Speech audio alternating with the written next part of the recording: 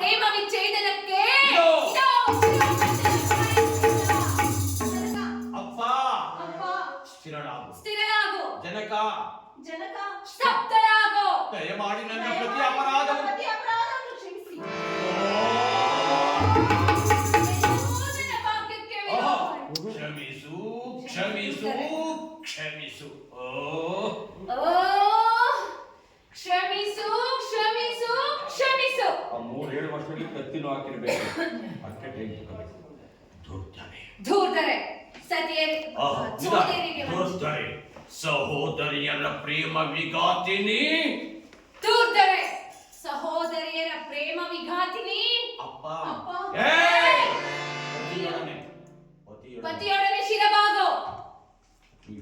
ಜನಕ ಜನಕ ಪತಿಯು ಪ್ರೇಮಿಯಾಗಲಿ ವೈರಿಯಾಗಲಿ, ಪತಿಯು ಪ್ರೇಮಿಯಾಗಲಿ ವೈರಿಯಾಗಲಿ, ಪತಿಯೇ ಸತಿಯರಿಗೆ ಪರದೈವವಲ್ಲವೇ? ಪತಿಯೇ ಸತಿಯರಿಗೆ ಪರದೈವವಲ್ಲವೇ? ಅಯ್ಯೋ, ಎಲ್ಲವೂ ನನ್ನ ಭಾಗಕ್ಕೆ. ವಿರೋಧವಾಯಿತೆ. ಶಾಂತನಾಗು ದಕ್ಷದೇವ.